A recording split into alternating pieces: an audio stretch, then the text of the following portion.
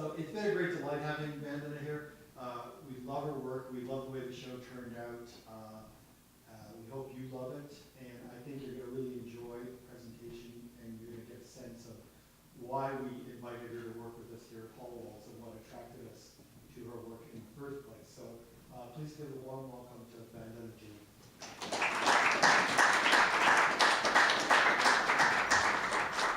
Hey everyone, how are you? My name is Vandana Jain. I want to thank you all for being here. And I want to thank Hallwalls and particularly Rebecca and John and Robert and Kyle for helping me put this show together. It's been a lot of work, and I'm really excited to be at this point where I can introduce you to some of the work I've done before. So I wanted to, this is a work from like 2002. Here it's being shown at the Rockland Center for the Arts in West Nyack in 2007. So in this is sort of where I started working with logos and started arranging them into these mandala formations. Before this, I'd been working a lot with collage and assemblage and been doing a lot of photography, but I came across a website that had all these vector brands. So literally, I was at the same time going to school for textile design. I'd just gotten my first job in textile design. So it's kind of really, when I came across this trove of this pictorial imagery, I was just like, wow, what can I do with it? It felt really rich to like all of a sudden be able to take all these shapes and arrange them however I wanted to.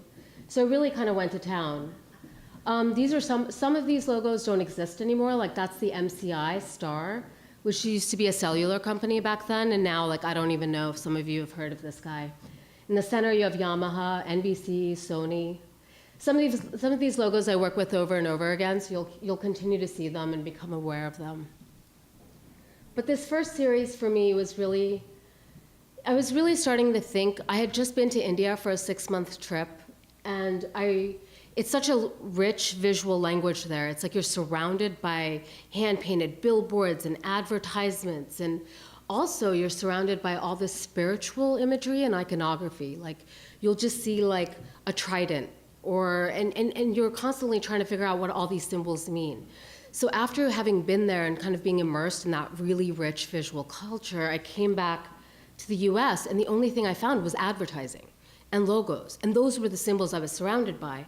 So I really started thinking, like, is this our spirituality? Is this how we define ourselves? Is this what we aspire to? How does this function?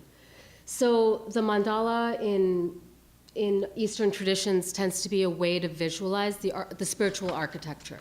So a lot of times it's a way to sort of like envision what heaven may look like, what the architecture of the sacred.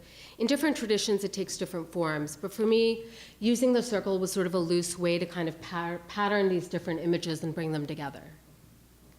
And in my work, I repeatedly use the circle. So here we're looking at a piece that's called the GE Highway. As some of you may be able to recognize, here we have the GE logo. This was a piece that I made sort of in response to there were these talks happening in New York City about trying to have a sponsor for one of the bridges across the river. And it never really happened, but it was also at the same time when they started to have like corporate names for most of the stadiums. So like that now is pretty pervasive. 15 years later, we see that everywhere. But I thought it'd be really funny if the physical architecture that we engaged in was privatized so much that you'd have to drive the GE loop on the way home. So you'd actually spend like an extra 10 minutes just for the sake of, electricity. This work is situated in a very specific part of New York City. In the Queens Museum, it's a legacy left over from the World's Fair. We have this amazing panorama of New York City. And I was invited to create a work on the panorama, which was really an honor. I had been working with this imagery. It's the shape of the US being defined by an insurance company called John Hancock, which is one of the biggest insurance companies at the time. But I was really fascinated with how they managed to take this iconic signature, which is meant to be very individual, and make it into this corporate symbol. And also at this time, right around 9/11, there was a lot of alarmism and a lot of like notions of safety. And somehow this piece for me was sort of talking about that, like how we wanted to be very secure. We're always kind of trying to like make sure that we're being safe, but at the same time, we're like sending out these alarm signals and trying to create this protection around ourselves. And then this piece was created out of felt and wood that's covered with turf grass, like railroaders model turf grass, and glow-in-the-dark stars, because it also had like a nighttime and a daytime schedule. So basically this piece is like, is gigantic, and you kind of can walk around the whole thing. And they have these like planes that sort of land too that are on strings. If you ever go to New York City and want to see something fun, go over there. This is one of the last architectural works that I did where I was taking a logo and visualizing it. This is the John Deere logo. And I wanted to take this symbol, which is really coming from nature. It's, for me, the piece is called Deer Crossing, because to me, I think of this as like the sign that I see every time I'm on the road. There's a deer crossing, I'm watching out for deer, but it's also the John Deere logo, and the thing that really makes it work are the colors. And it's the green and the yellow that really make it the John Deere. But I really wanted to kind of define the path that people would have to take by the logo itself. And this ended up, it was up for the summer in New York, and it was really a lot of fun. And then this piece, because of the nature of the sculpture park, it's only, every piece is only up for the season. So once it's done, once the 9-month run is done, you have to take it down. And having to take this work down really changed my work a lot. Like after having spent like 2 months building something that was up for 9 months, I really started thinking like, how else can I make things? You know, it's like, it was a bit, it's a bit tragic to put so much energy and effort into something and then really, I mean, literally cut the head off of it, right? Like I thought about taking it home and mounting it, but it was really too big even for that. So I started exploring different materials. This was for a gallery out in Jersey City. They had just, in Newark, Jersey, they had just opened up a new space, and they wanted me to inaugurate it with kind of a ritualistic drawing.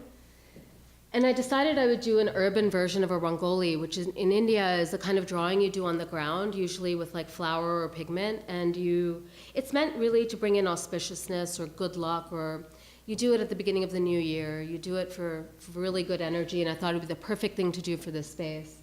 But I really wanted to make it a little bit more urban, so I decided to work with shattered auto glass, which is a material that I've loved for a really long time. It's pretty ubiquitous in most city streets.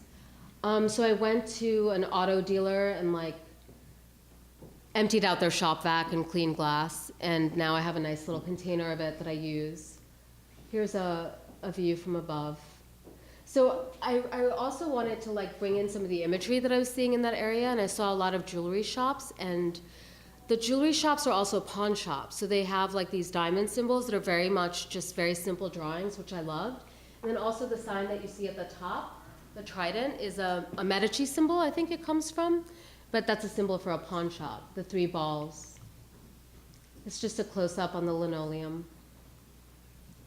And then this work I sort of changed for whatever space I happen to be in. So we had a long, narrow space, but because of ADA regulations, we needed to keep it accessible on the side, so it ended up being a much longer, more svelte version. This is one of the most recent ones I did, and it was in the bottom floor of a mall out in Jamaica Center in Queens. And this mall is amazing. I think a lot of like hip hop groups were formed in this mall. But the basement is full of like 20, 25 vendors, all selling jewelry, all selling gold. You want, I mean, anything and everything you want, it's there, you know, and it's kind of just amazing because you don't have these kinds of spaces left in the city anymore. Like, they used to be everywhere, and you can still travel to different parts of the world, and you can still see that kind of marketplace. But I thought it'd be really interesting to do another diamond piece here. So this is called Infinite Array. And again, here's a close-up. And then I also started working in sugar. It's also fairly ephemeral material. We're looking at, so one Christmas, I was going back and my nephews had just gotten these Nintendo game controllers, and I was just fascinated by the housing that they came in. It seemed so complicated and like sci-fi, and I just was like, wow, I have to take this back with me. So I took it back with me. And I spent the next year or so trying to think about how I could try and visualize that empty space that existed.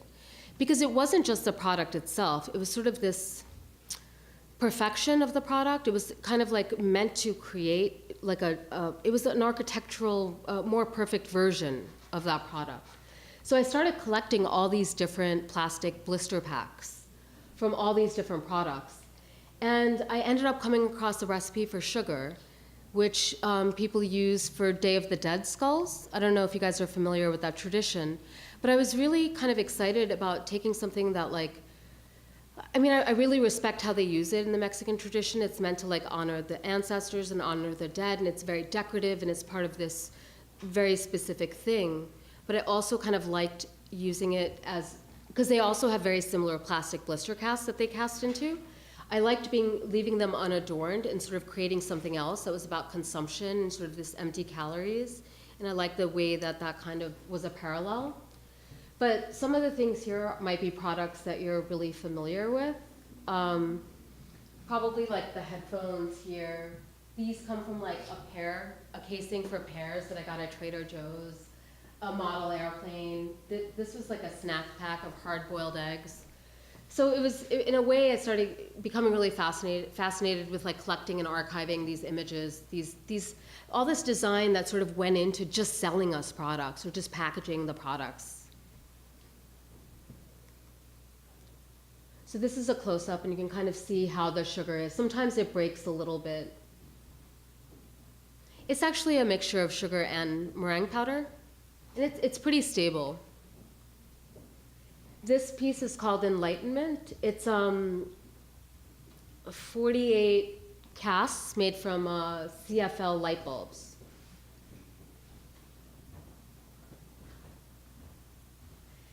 And then in 2008, I was invited to be part of a show called Domestic Policy. And I was trying to figure out how to wrap my head around how to do something that was about what was happening in the country at the time. And it was, at that time, there was a lot of talk in Congress about single-payer healthcare. And as an artist, as a freelancer, it was an issue that was really important to me. So I thought I would create prayer flags for healthcare. So in this work, we're looking at, I created it's 150 feet, each one's about 11. I decided to use like the 7 colors of the chakra and just created a whole run of them.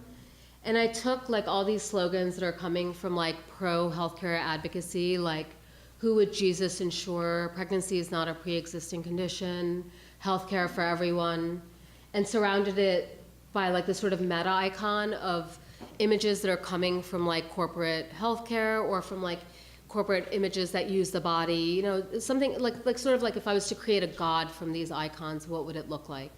And really as a way of saying like, we need this, I desire this, how do we make this happen? This work was shown in the backyard of our friend's house in Minneapolis shortly after her mom passed away, and the house was foreclosed on because of loans from her health. So we partially, and of course, because she was the sole surviving heir, she had to assume all the debts. And we decided that she wasn't able to assume the house that she had grown up in. She wasn't able to take it over. So we decided that we would just help her put on a show to say goodbye to it and also to bring attention to what was happening. The show was called No Assumption. This was another work I did for the same space. This is the living room. And the wallpaper, you can still see sort of the wallpaper where like a whole shelving unit had been in the living room. This is just paint on the wall. It's a mural. It's about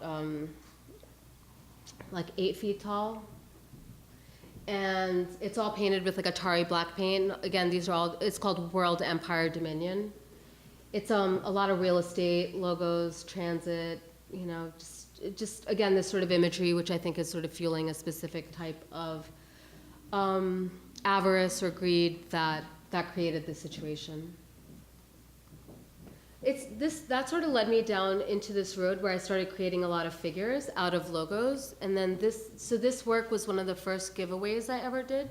So this was like an 8x10 print that you could walk into the gallery and you could just take with you. This is bringing together a lot of imagery from the agricultural industrial complex. So you have like corn, you have a couple of seed companies, you have a bank that lends to farms.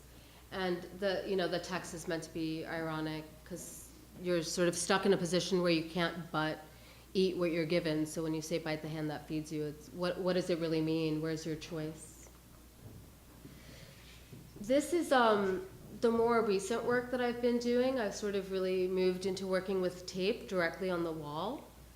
It's inspired by a type of naval camouflage from World War I era, where people used really striking graphic patterns, a lot of stripes, to try and camouflage the direction, the size, and the speed of the naval vessel during warfare. This really only lasted for about 1.5 years before sonar was invented, And so it really kind of became unnecessary pretty soon, but visually these, I don't know if you get a chance to look at these ships, they're really stunning.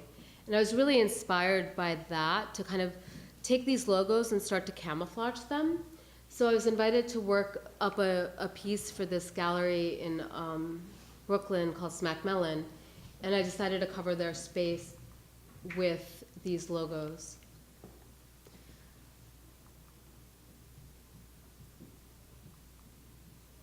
So on the left here, we're looking at 2 peacocks that are superimposed. That's more of an original composition, sort of bringing together some New Age mysticism.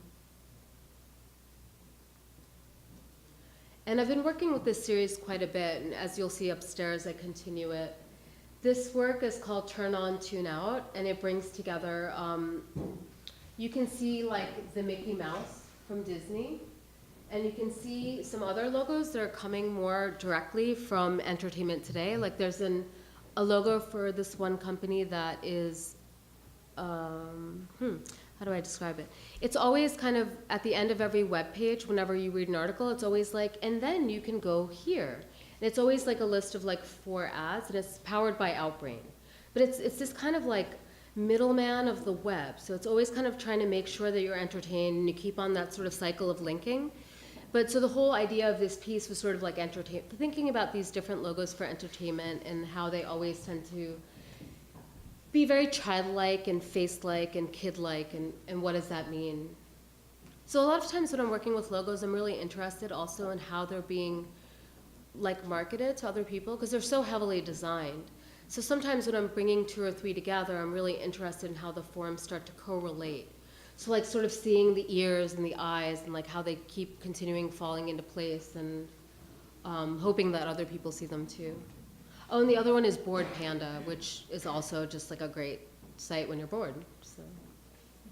And this is one of the more recent ones that I've done. I was invited, the theme of this show is particularly about fast food.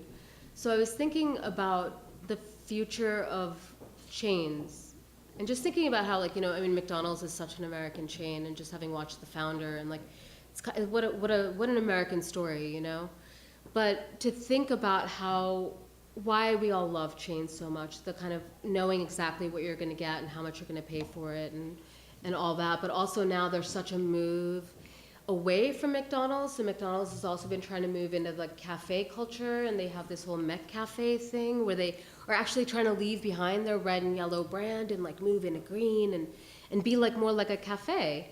But I kind of wanted to be like, well, what would happen if McDonald's and Starbucks ended up being one giant mega chain? Like, I mean, these days it seems like everyone's merging. So like, this was just like my visual experiment. And then here I take the McDonald's logo and add like these currency stripes, like which you guys might be familiar with. Like if you look at like the yen, the dollar, and the euro, they all have these double stripes, and that's a way for a symbol to be a currency. So it's like, oh.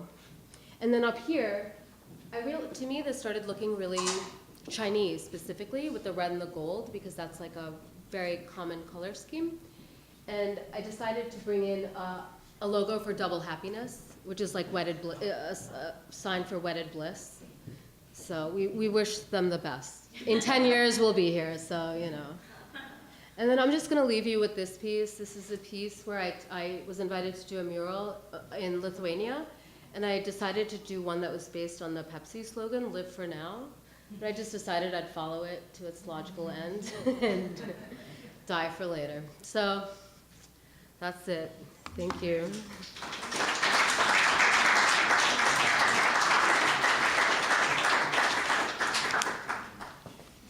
Questions? Oh. Do you guys have any questions?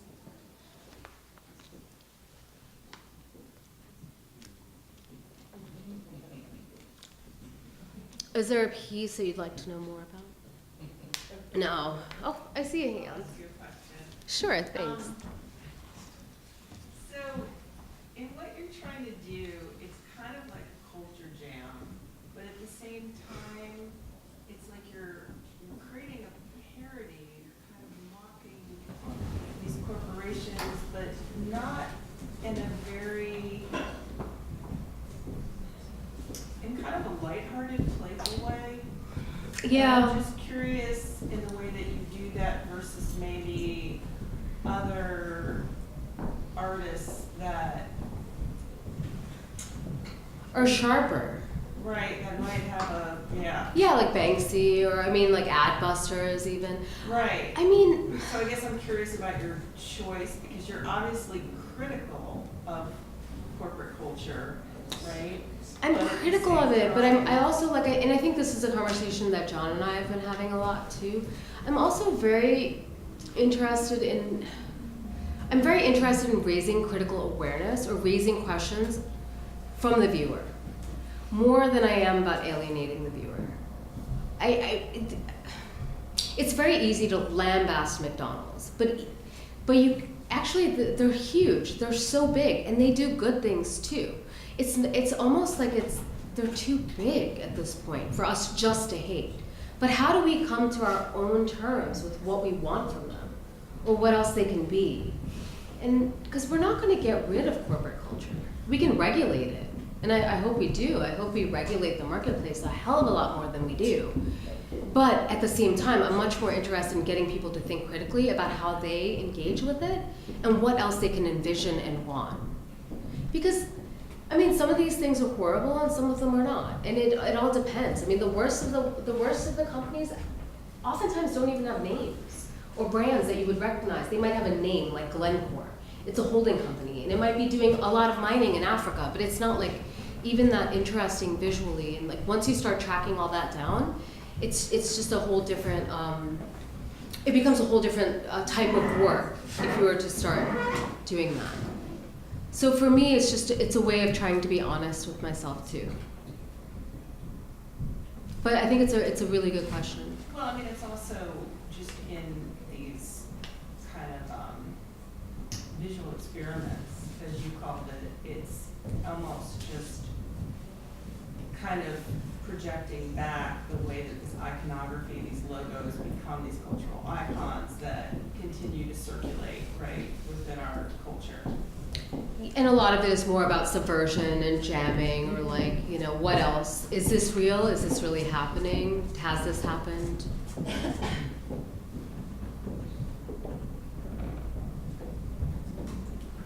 I like that you said it, that you didn't want to alienate your audiences, and I can see that in your work. I really enjoy it because, you know, maybe you're not shouting at an audience to say, hey, listen, look what this corporation's doing, but if I passed something by like this, I wouldn't immediately associate it with Pepsi. You know, I'd be like, wow, that's really interesting, that's really beautiful. And I think it plays into how our capitalistic culture, you know, how these companies have, what am I trying to say? They play to people's comfort, to their humor, to their, you know, they it may seem like it's in our face when we think about it, but actually, I think it is almost gently inserted, you know, at every nook and corner. So I like that your artwork has not necessarily an adverse, like, like I said, I'm not clear what I'm trying to say, but I appreciate it. Thanks. I mean, I think I'm very interested in all of the marketing and design and all of the teams of people just like us who are also being creative, who are kind of pushing this as well. So in a sense, I'm also very interested in excavating their labor. I am really interested in the design of logos, and I'm also really interested in how they change and evolve. I don't know. I mean, it is a very soft stance, but it's the one I don't know. I feel like in a way I can say a lot with it as well. You know, it's a matter of the conversation that you can have around it. So I'm trying to create things where you can have really deep conversations. I've also had people walk into, like, for instance, the Queen's Museum show at the Panorama and been like, oh, so this was sponsored by John Hancock? And I was like, no, I made that. And it was kind of like a really strange moment, you know? But like, this is also the world we live in. Like, we could totally think that this whole giant, amazing miniature city was being sponsored by John Hancock, because that's the world we live in, right? This is how we see art. So to me, that's also kind of fascinating. Like, up our critical radar. Yes. Do you think that the quantity of advertising people are exposed to, and the way people are interested in, brand identity to as a substitute for other kinds of personal identity, do you think that inhibits personal freedom?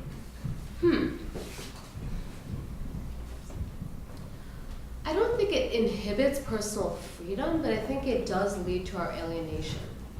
I mean, I think that it makes it harder for us to feel comfortable in and of whom we are. Like,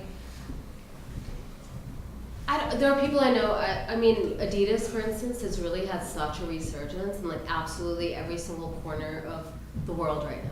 Like, there is absolutely no resistance to this logo. I don't know, it's just so beautiful. Like, everyone must wear it. It is just like something that I see almost every single person I know has an Adidas something or another. So, like, there is something to it too. You know, I try and, like, be aware that, like, maybe there's just something that we really like about it. But for me, I don't know, I tend to like things that come through other people or have meaning for me specifically. So I guess I always wonder, like, why would I want to go pay like $200 for like this particular shirt? Like, what does that mean? Unless it's like really well crafted. What I find really interesting about brands is that they're not about the craft, they're about the name. So again, to me, this becomes, going back to the title, artisanal. It's like, what are we talking about? You know, what is craft? What do we appreciate and value when we buy something? Because we live in a society, we have to consume things.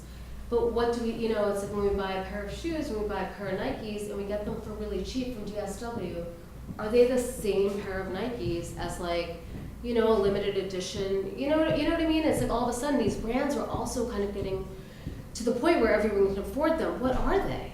You know, so why is it that we need to brand ourselves? Especially when you start thinking about the fact that brands are coming from like the cattle brand, right? It literally is like searing yourself with a symbol so you know who belongs to what. So to me, there's just something really fascinating about trying to excavate all that and see how do we as people do that. So I'm working, the last time I ended up working with kids, I started trying to get them to figure out, you know, and it's so interesting, especially when you're working with kids who are like in high school or in college, because they're surrounded by this stuff and they're totally unquestioning about it for the most part. It's not, I mean, we all are, you know, but to ask them to kind of create portraits of themselves through the brands around them. And it's interesting to see just how we define ourselves. Anyone else? Sounds like it'd be good to continue this upstairs. I think it would be great.